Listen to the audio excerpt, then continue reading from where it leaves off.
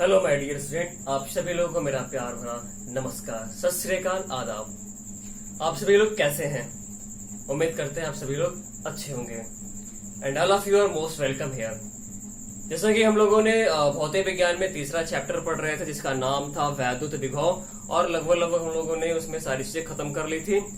तो आज कुछ और उस पर सवाल देखा जाएगा और उसके बाद जो है हम लोग आज नया चैप्टर स्टार्ट करने वाले हैं। उस चैप्टर का नाम होगा यानी कि चौथा चैप्टर, और वो चैप्टर होगा आपका वैद्युत धारिता। तो इस पे आने से पहले जो है हम लोग कुछ बहुत ही महत्वपूर्ण सवाल देखेंगे जो कि आपका एक तरीके से मैं कहूं तो वैद्युत स्थितिज ऊर्जा, फिर आपका अगर मैं सेकंड अगर कहूं तो वैद्युत द्विध्रुव आघूर्ण से संबंधित ये सवाल होगा। तो चलिए, यानी चैप्टर को स्टार्ट करने से पहले जो है हम लोग इन सवालों को देखेंगे जो कि काफी ज्यादा इंपॉर्टेंट सवाल है। दो सवाल हम देखने वाले हैं, बहुत ही बढ़िया बढ़िया सवाल जो कि आपके एनसीईआरटी प्रॉब्लम है ये।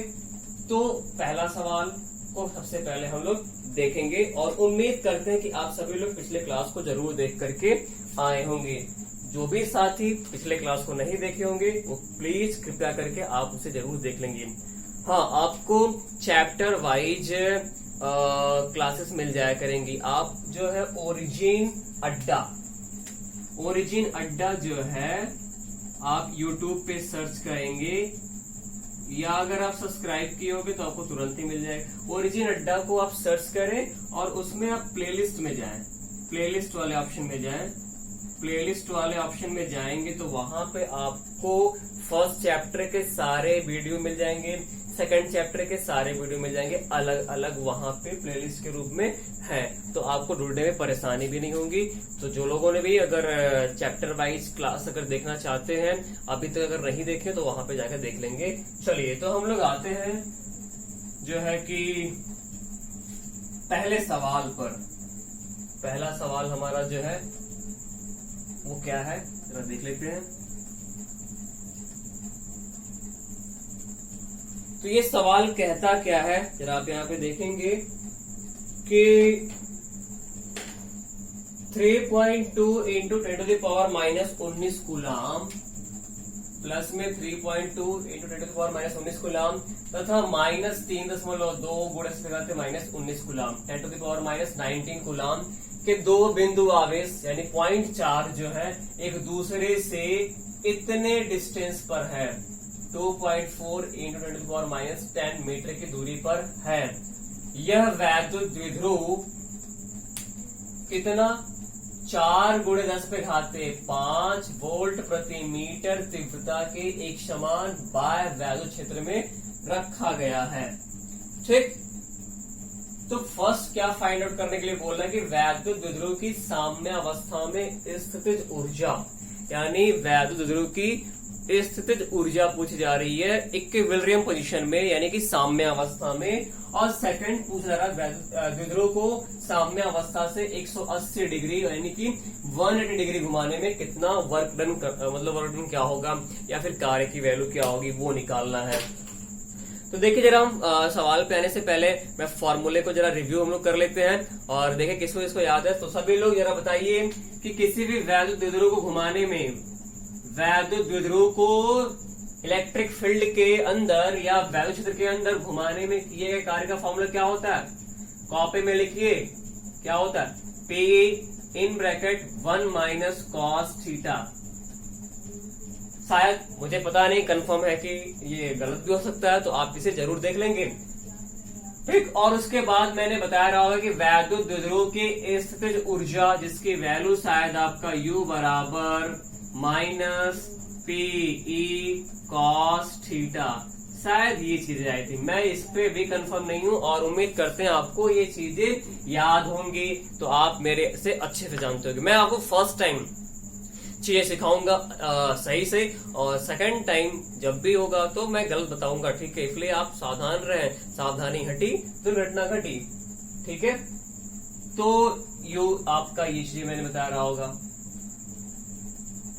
तो ये इसी पर आधारित सवाल है, और ये P यहाँ पे बता दो तो ई जो होता है वैद्युत क्षेत्र की, ई जो है वैद्युत क्षेत्र की तीव्रता है, और पी क्या है वैद्युत द्विध्रुव आघूर्ण, और पी बराबर क्या होता है, पी बराबर मैंने बताया रहा होगा, पी बराबर होता है Q into 2L, Q into 2L। और थीटा का मतलब जो है कि जो वैद्युत द्विध्रुव का अक्ष है वो वैद्युत क्षेत्र की तीव्रता ई से कितना जो है एंगल बना रहा है, कितने कोण पे रखा हुआ है, ठीक है। यानी अगर ये वैद्युत क्षेत्र हो गया और ये मार्कर को मैं क्या कह दूं, मार्कर को अगर मैं वैद्युत द्विध्रुव कह दूं, अगर ऐसा रख दिया, ये द्विध्रुव रख दिया, तो यानी ये जो एंगल बनाएगा वही आपका क्या है, थीटा है, जो कि सवालों में ये साफ साफ दिया जाएगा, ठीक है।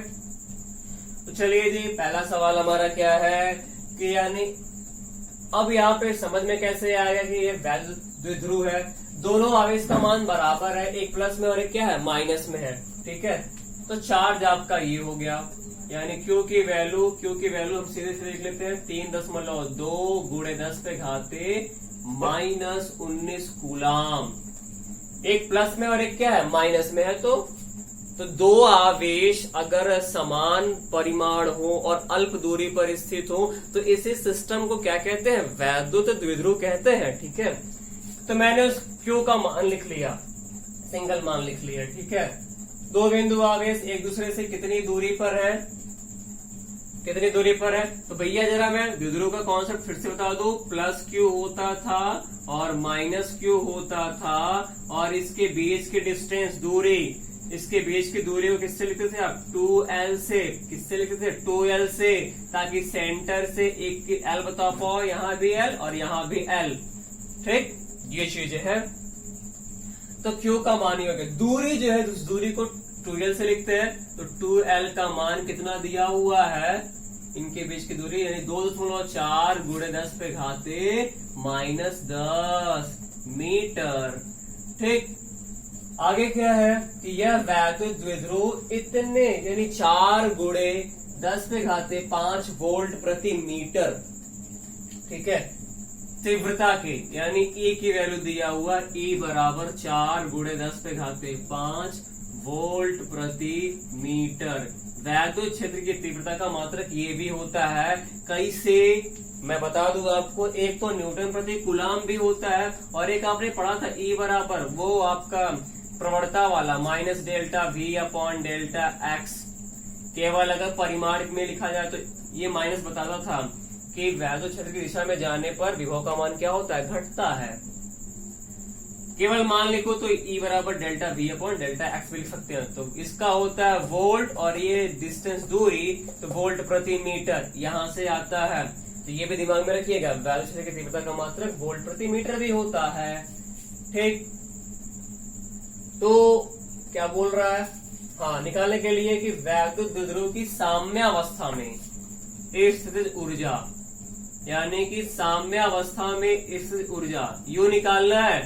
साम्यावस्था में थीटा की वैल्यू क्या, मैंने आपको बताया होगा, थीटा की वैल्यू क्या बनती है, 0 डिग्री, ठीक है। तो लगा देंगे u बराबर कौन सा, u बराबर आपका लग जाएगा, u बराबर क्या लगाएंगे, u बराबर -PE cos थीटा।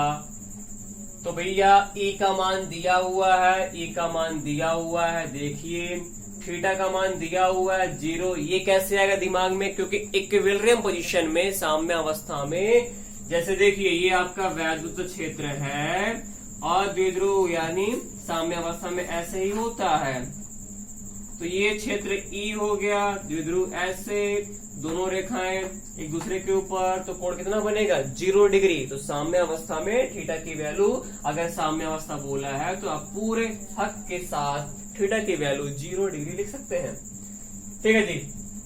आगे क्या कह रहा, तो ये आपका E तो बता दिया, थीटा बता दिया, P क्या, P सीधे से दिया है क्या, नहीं, तो P की जगह क्या लिखेंगे, Q इंटू 2L। तो समझ रहे हैं आप, P की जगह Q इंटू 2L और E की वैल्यू ये और थीटा की वैल्यू 0 डिग्री। तो आप रखेंगे, सॉल्व करेंगे और उम्मीद करते हैं आप जरूर कर पाएंगे, ठीक है। बाकी अगर आंसर में गलत आता तो उसकी प्रॉब्लम नहीं, आप प्रैक्टिस करो, चीजें कर पाओगे, सभी कर पाओगे। बिल्कुल इजी सा प्रॉब्लम था, सेकंड क्या है, सेकंड इसी में पहले सवाल में दूसरा चीज क्या पूछा हुआ है कि द्विध्रुव को साम्य अवस्था से 180 डिग्री घुमाने में कार्य का मान क्या होगा। तो किसी भी द्विध्रुव को घुमाने में कार्य का फॉर्मूला होता है W बराबर क्या भैया, PE in bracket 1 minus cos theta. भैया कितना घुमाना है, 180 डिग्री, यानी थीटा की वैल्यू यहाँ पे आप कितना रखोगे 180 डिग्री। बाकी P वही राम कहानी Q इंटू 2L, ठीक है। और A की वैल्यू सवाल में तो साफ साफ दिया ही है, आप रखेंगे, put the value get the result. उम्मीद करते आप करेंगे, ईमानदारी के साथ करेंगे, ठीक है। जरूर प्रैक्टिस करिएगा। बाकी जिसका आंसर नहीं आएगा मुझे बता देगा, कमेंट में लिख देगा कि सर मेरा आंसर नहीं आया, या फिर मेरे संपर्क सूत्र पे जो मैंने शुरुआत में लिखा था 9795694291, ठीक है, वहां पे आप सवाल करके दे सकते हो, ठीक है। और अगर कुछ गलत होगा तो आप मुझसे पूछ भी सकते हो, मैं आपको तुरंत सोल्यूशन बताऊंगा, ठीक है। तो परेशान होने का नहीं, चीजें आप सीखते रहिए, हंसते रहिए, मुस्कुराते रहिए और चीजों को सीखते रहिए। चलो भैया दूसरा सवाल बहुत ही प्यारा सवाल है, बहुत ही अच्छा सवाल है, ठीक है। और इसे हमें बड़े सावधानी से करना होगा, ठीक है। तो देखिए क्या कहता है, जरा मैं इसको हटा दूं और आप लोग इसे कर लेंगे। चलो भैया देखा जाता है। क्या कह रहा है कि एक पदार्थ के अणु में 10 पे घाते -29 सेमी का अस्थाई वैद्युत द्विध्रुव आघूर्ण है, ठीक है। 10 to the power -29 सेमी का स्थायी वैद्युत द्विध्रुव आघूर्ण है। तो 10 to the power 6 volt metre inverse परिमाण के एक शक्तिशाली स्थिर वैद्युत क्षेत्र को लगाकर इस पदार्थ के एक मोल को ध्रुवित किया जाता है। कोई पदार्थ है, उसके एक अणु के लिए वैद्युत द्विध्रुव आघूर्ण दिया गया है, ठीक। यानी सीएम नहीं है ये, इसका मतलब क्या है आपको मैं बता दूं, सेंटीमीटर मत पढ़िएगा, ये आपका क्या है सीएम मतलब कूलाम मीटर, क्योंकि वैद्युत द्विध्रुव आघूर्ण P बराबर क्या होता है Q इंटू 2L। आवेश का मात्रक कूलाम और ये दूरी हुआ तो मीटर, तो सीएम माने सेंटीमीटर में समझिएगा, जो कि शुरुआत में पढ़ने में ये त्रुटि मेरे से हुई तो आपसे भी हो सकती है। मैंने त्रुटि जानबूझकर करी ताकि आपको जो है वो चीजें अब दिमाग में मेंटेन रहे, ठीक है। अगर ऐसा लिख करके आ गया, ठीक, तो आप उस पर क्लैरिफाई रहे। तो भैया देखो, एक पदार्थ के एक अणु का दिया गया है, कोई पदार्थ है, उसका क्या कहते हैं कि एक अणु में वैद्युत द्विध्रुव आघूर्ण का मान दिया गया है, ठीक है। एक अणु के लिए वैद्युत द्विध्रुव आघूर्ण का मान ऊपर से लिखूं, ठीक है। अच्छा सबसे पहले मैं ये सवाल हटा दूं, पहले सवाल को, ताकि आपको बोर्ड पे ज्यादा बोझ ना दिखे, ठीक है। हटा दिया और मिटा दिया, ठीक। तो एक अणु के लिए वैद्युत द्विध्रुव आघूर्ण यानी जो P की वैल्यू एक अणु के लिए अगर मैं कहूं तो एक अणु के लिए सवाल में दिया है 10 to the power -29 coulomb metre, ठीक। और ये 10 पे घाते 6 वोल्ट मीटर इनवर्स Vm पे -1 माने वोल्ट प्रति मीटर के एक शक्तिशाली स्थिर वैद्युत क्षेत्र को लगा करके। तो ये आपका मान अगर मैं कह दूं ना, तो ये आपका मान E की वैल्यू दिया है, अभी हम किनारे नोट कर लेते हैं। E बराबर दिया है 10 पे घाते 6 वोल्ट मीटर इनवर्स यानी वोल्ट प्रति मीटर के एक शक्तिशाली स्थिर वैद्युत क्षेत्र को लगा करके इस पदार्थ के एक मोल को ध्रुवित किया गया है, ठीक। तो एक मोल को ध्रुवित किया था, तो एक मोल में यानी कि पदार्थ एक अणु के लिए बोल दिया है, लेकिन एक मोल में किसी पदार्थ के एक मोल में अणुओं की संख्या कितनी होती है। अगर मैं कहूं कि एक दर्जन में अणुओं की संख्या तो 12।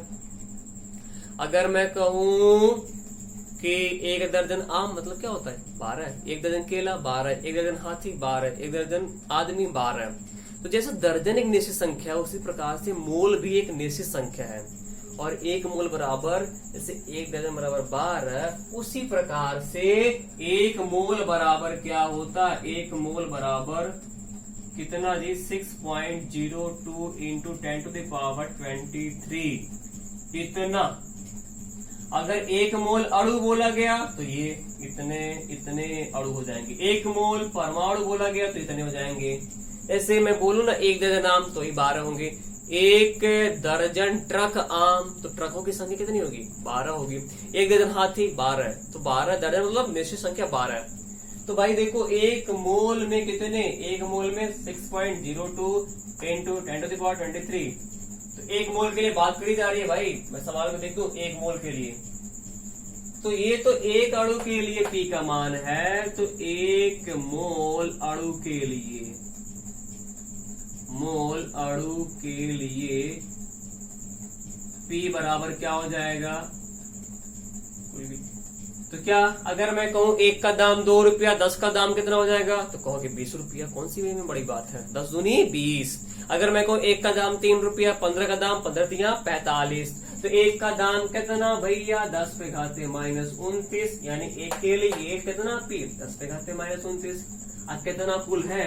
टोटल कितनी है? टोटल कितने है? संख्या कितनी है? 6.02 इंटू 10⁻23। ये मैंने अपने घर से नहीं लिखा, ना ही अपने आप अपने घर से लिखेंगे, क्योंकि 1 मोल में कितने? 1 दर्जन में जैसे 12, वैसे 1 मोल में इतना 6.02 गुणे 10 पे घाते 23। पढ़ना चाहते हो तो पढ़ लेना। 602 और फिर क्या? 0 21 0 1 2 3 4 5 6 7 8 9 10 11 12 13 14 15 पढ़ लेना ऐसा लगा करके होगा क्या? जो ठीक है पढ़ सकते हो तो ठीक। तो उसको 10 के घात में लिखा गया ताकि इतना बड़ा भयंकर ना लिखा जाए, छोटे में वो आप कहीं भी लिख सको, दर्शा सको जो है। तो भैया ये चीजें हो गई, यानी P की वैल्यू क्या हो गया? 6.02 इंटू 10⁻23 है, 29 है, तो कितना? -6 कूलम मीटर। ये टोटल के लिए हो गया, टोटल के लिए। ये तो 1 के लिए, 1 अणु के लिए था, अभी कुल अणु के लिए हो गया।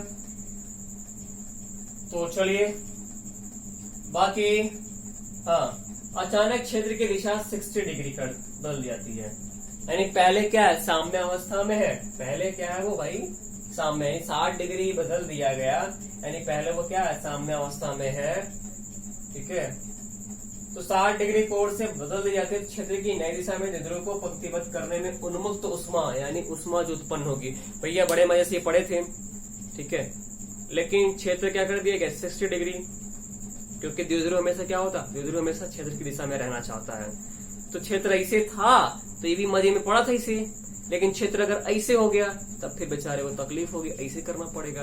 अगर तकलीफ होगी, ऐसे करना पड़ेगा, तो यहाँ पे ऊर्जा में हानि होगी, और वही ऊर्जा हानि किसके रूप में निकलेगी? उष्मा के रूप में। किस रूप में निकलेगी? उष्मा के रूप में। आप जैसे सामने से टीवी देख रहे हो, ठीक है, अब मैं टीवी घुमा के पीछे कर दिया आपके, अब वैसे देखोगे आप भी अपने आप को उसी दिशा में संरेखित करोगे, और इसके लिए आपको गुस्सा आएगा। ठीक है, गुस्सा आएगा तो आप मन करेगा तो टीवी भी फोड़ सकते हो। मतलब आपको कार्य करना पड़ेगा, आपकी एनर्जी लॉस करेगी, और फिर आप जो है उस दिशा में अपने आप को कर लोगे। भैया अब दिखाई देगा, ठीक है। तो चीजें ऐसे ही है, ठीक है। तो क्या है, चलिए तो पता कर लेते हैं पहले कितनी एनर्जी थी, और जब 60 डिग्री कर दिया तब कितनी ऊर्जा है, और अंतर निकाल लें तो पता चल जाएगा कि हाँ कितना ऊर्जा जो है उष्मा के रूप में निकली है। तो भाई सबसे पहले हम बात कर लेते हैं ना साम्य अवस्था में। साम्य अवस्था में बात कर लेते हैं, यानी जब थीटा की वैल्यू कितनी होगी? 0 डिग्री। तो चलिए U1 लिख लेते हैं। U1 बराबर, U बराबर क्या होता है? -PE cos 0 degree minus P की वैल्यू कितनी है?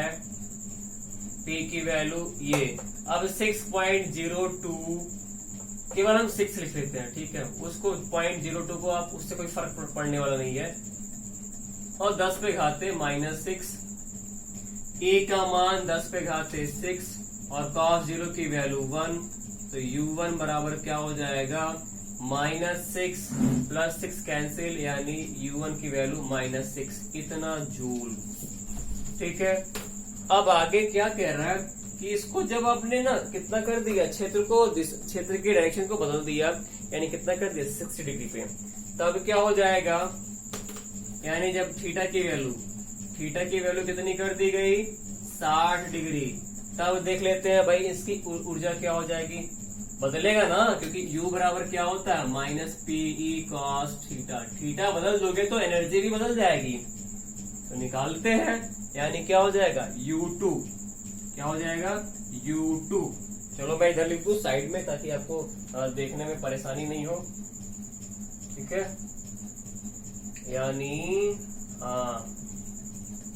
इधर लिखते हैं, क्या है ये तो U1 निकल गया है, अब U2 बात कर लेते हैं, यानी जब थीटा की वैल्यू कितनी कर दी गई 60 डिग्री, तब बताइए U2 बराबर माइनस PE cos 60 डिग्री, और क्या हो जाएगा माइनस P की वैल्यू निकाले हैं, देखिए तो सही, कुल अणु के लिए P की वैल्यू 6.02 को हटा दो, कोई समस्या नहीं, 10 पे घाते -6, और E का मान देखिए जरा, पीछे भी रखे थे, ठीक है, फिर रख लीजिए 10 पे घाते 6, और cos 60 का मान कौन बताएगा, cos 60 का मान शायद 1/2, तो यहाँ से U2 की वैल्यू कितनी हो जाएगी, U2 की वैल्यू कितनी हो जाएगी,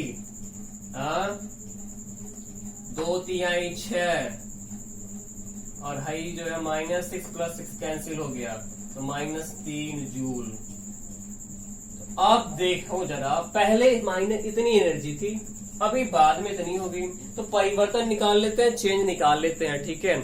जैसे आप सामान खरीदने के लिए माता जी आपको अगर पैसे देती होंगी, ठीक है, सामान गए लाया, 20 रुपए का सामान उन्होंने खरीदने के लिए बोला, आपने आया घर पे बोला कि 20 रुपए का सामान हो गया, तो माता जी आपके जाने से पहले आपका पाकिट चेक करके दी थी कि भैया तुम्हारे पाकिट में कोई रुपया था नहीं, खाली 20 रुपया था, मैंने जो दिया, लेकिन जब तुम उधर से आ रहे हो तो कह रहे हो कि 20 रुपए का सामान हो गया, पाकिट आपका चेक करी तो देखिए उसमें क्या है कि आपके पाकिट में 3 रुपया है, तो भैया पहले तुम्हारा एनर्जी 0 था, तुम्हारा खुद का, अब बाद में कह रहे हो 20 का सामान भी, अब तुम्हारी खुद की एनर्जी 3 है, यानी कितने का गड़बड़ घोटाला हुआ है 3 का। या अगर शुरुआत में गए आपने, ठीक है, आप 20 रुपए दी थी, आपका 2 रुपए खुद का था, उधर से वापस आ रहे हो, कह रहे हो 20 रुपए का सामान हो गया, लेकिन पाकिट चेक करा उन्होंने तो निकला 5 रुपया, तो कहेंगे 2 रुपया पहले था, अब 5 रुपया अब है, अब तो 5 रुपया हो गया है, तो 5 में से 2 घटाएंगे, कहेंगे 3 रुपया तुमने गड़बड़ घोटाला कर दिया, ठीक है। तो ऐसे घोटालेबाजी आप लोगों ने करी होगी शायद, ठीक है।